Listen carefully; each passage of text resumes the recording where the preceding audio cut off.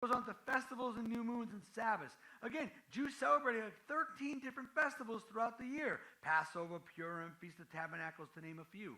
Always studying them. New moons are a reference to the Jewish New Year, and it was a big religious celebration. And of course, the Sabbath. Jews are very well known to keep the Sabbath. They don't do anything on Saturday. They have a whole other set of laws about keeping the Sabbath.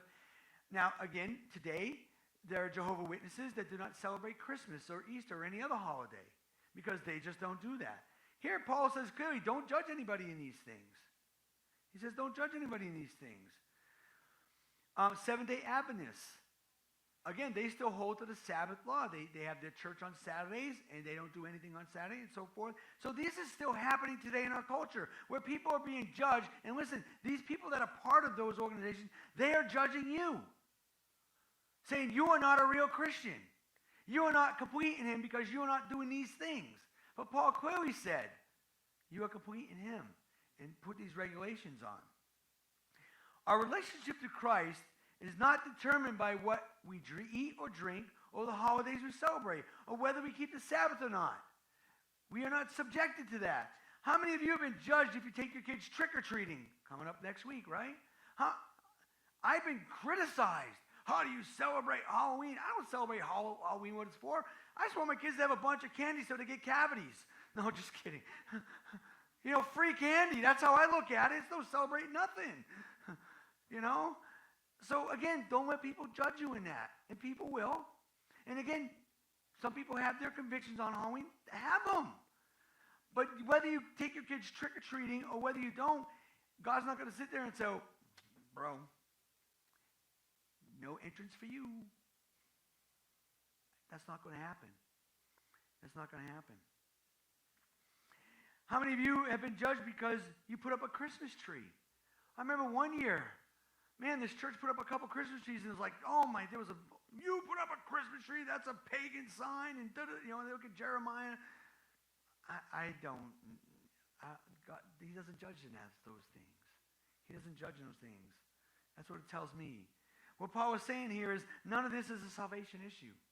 None of it's a salvation issue. None of it. And maybe some of us, maybe I'm immature and that's why I don't get it yet. But thank God there's sanctification, and maybe one day if I'm wrong, I'll get it. But thank God, thank goodness, that my salvation is not in jeopardy because I put up a Christmas tree, because I'd be going to HE double hockey stick. Anyway, none of this makes you more righteous than another. You are not more righteous because, I don't do this and I don't do this. And this is what he's saying. You guys are so self-righteous and think you got it all together going around judging everybody because you're so perfect. You're so perfect. If you have convictions about something, that is okay. You follow your convictions, but do not judge others' relationship with God if they were a real Christian. And I've heard that so many times in my life. It's not even funny. And then verse 17, it says there, which are the shadow of things to come, but the substance. All these things, drink and food, everything, were a shadow of Christ coming to fulfill the law. To fulfill the law. All these things, what happened, what the law and all these were for, is for you and I to sit there and read the Old Testament, Deuteronomy, and all those exciting Leviticus we love to read, right? And to sit there and say, there is no way I can keep this. There is no way I can follow this. I'm doomed. And that is when you're in the perfect position to receive Christ's grace. To say, thanks. You see, that's what grace is. I'm going to define grace for you. Grace is, I can't, he can. That's what grace is. I can't, he can. And so literally, that's what this is. We can't keep all the regulations. We can't do it. It's a free gift to us that we've given salvation. And yet these people are coming in and saying, you're not complete in him. And how many of us even here or listening online have felt as though I'm not complete because I'm not like this, this, and this. Even wanted to walk away from Christ because you felt like you weren't good enough. And you'll never be good enough. Well, that's not the word of God. That's a lie. And Paul is exposing these false teachers right now in this book. He's exposing them. These things were needed for you to realize that nothing you could do could ever have you measure up to God. Ever. And thank goodness, because I know especially just ask my wife, This dude will never measure up to God. Anyway, however, you are now complete in him. And then there are those that come along and say, not yet. You still need to do this, this, and this. And what happens when that happens? Verse 18, you get cheated out of your joy.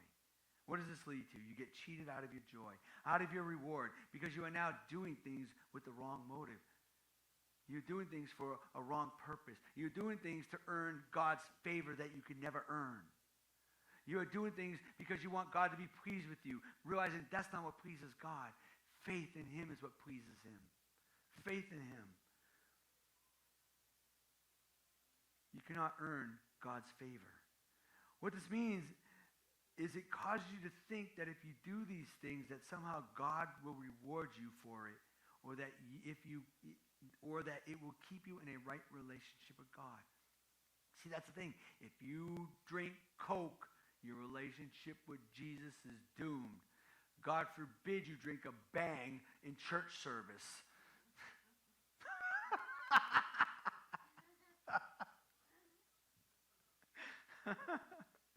Don't worry. No one's judging you. Drink away. Drinking a Bang in church service is not a requirement or something that will get you in trouble with God. But some people might make you feel it is. And so that is wrong. Again, it causes you to think that if you do these things that somehow God will reward you, or that if you don't, you're not being in a right relationship with him.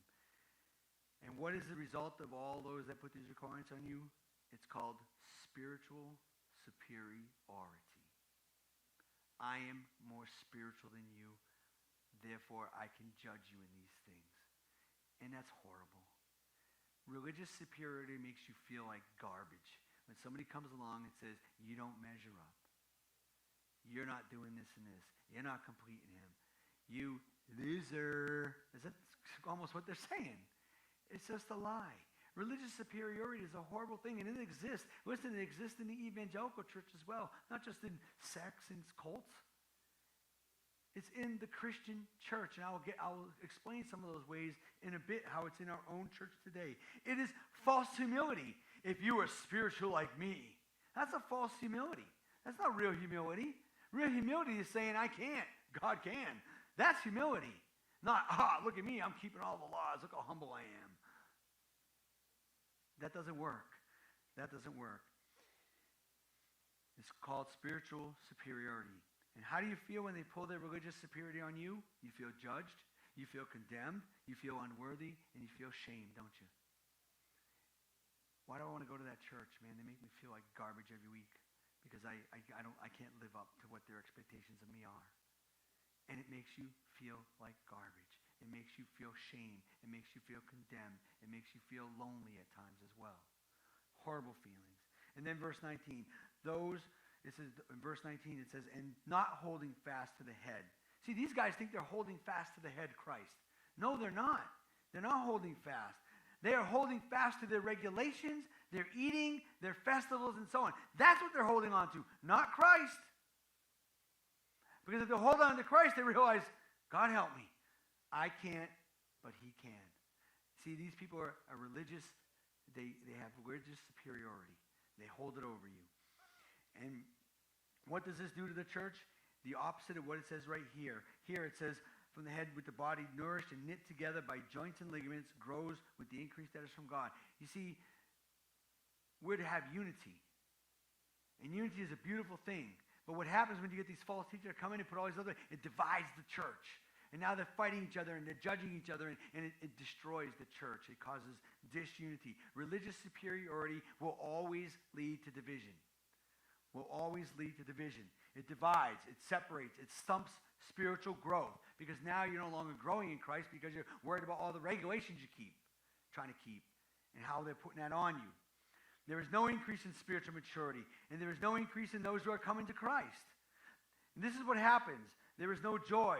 There is a spirit of religious superiority, and if you do not measure up, not only do you have a problem with God, but now you have a problem with us.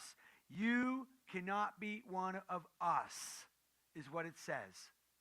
When that happens, what they're saying is, You better get right or you are not welcome here. Oh, they won't say that, but in essence, that's what they're saying. You can't be one of us. And how many people watching or in here have felt like that at church? I'm not welcome here. I'm not welcome here. You guys have too much religious superiority for me to be here. I'm not welcome. And that's what happens today. Do not let anyone judge you in these things. The next point I want to bring to your attention is this.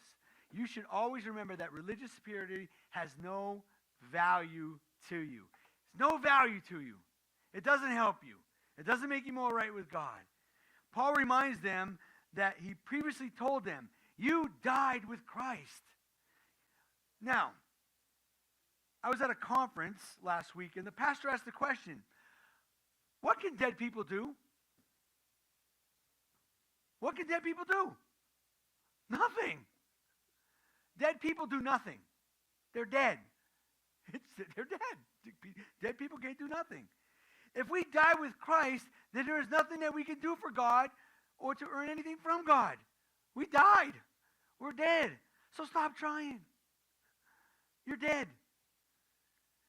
If that is the case, why do we even try? Why would you subject yourselves to regulations, as it says here? He said that's what you do. When you have that religious superiority, you are subjecting yourselves to regulations that God never put on you. And that's what we're doing. Verse 21. If that is the case, then there is no need to touch, taste, or handle it. Don't worry about it, is what he's saying. Get away from it. Don't handle it. Don't touch it. Eat the bacon. Eat all it. Don't worry about it. You don't need to follow all the regulations. Do not touch. Do not taste. Don't worry about it. You don't need to subject yourselves to those. Why? Because, as it says here, it is the doctrines of men, not God. See, men do this so they can look at, oh, we are really in touch with God. I spoke to God last night, and he told me to tell you guys, shut down the coffee machine. No Keurig anymore. That's really. And they'll come in with their religious superiority and do that. That is the doctrine of men. People who make doctrines up so they can feel good about themselves. I'm pretty righteous, aren't I? Hey, can someone up here and pat me on the back so I can feel good because, I'm falling? That's what it does. It's the doctrines of men. They bring it up. It's not the doctrine of God. We're dead. Oh, you might look like you're spiritual and have wisdom, it says, but it is self-imposed religion. False humility. Some might even neglect the body. I cannot drink coffee. That is neglect of the body to the fullest. But no, when I was in the Philippines, at Easter, they would literally have these people do a parade, and the guy would have the cross, and people were whipping him because they thought, well, this is going to make me right with God, and God's going to be proud of me because I did this. They practiced this, and this is what these guys are doing. They were actually subjecting themselves to some of this body damage, thinking that, well, if I do this, God will, I'll be more righteous. Look how righteous I am. I'm letting people beat me like Jesus. No, what does it say? It has no value. The only value you get out of it is you get scars. Really, there's no value to it. That's it. There's no value. And what are some of these false humilities? People that mope around all day, like the Pharisees. Oh, God, I'm so humble. I'm starving myself. I'm going to fast. I'm going to fast. I'm going to starve myself and God says, really, dude? That's of no value. If you're doing it for that motive, there's no value in that. Think about that. No value in that. And everyone is looking at you saying, oh, look how humble he or she is. Look how spiritual they are. Said no one ever. No, just kidding. But really, I look at that and go, wow, thank God I don't have to do that.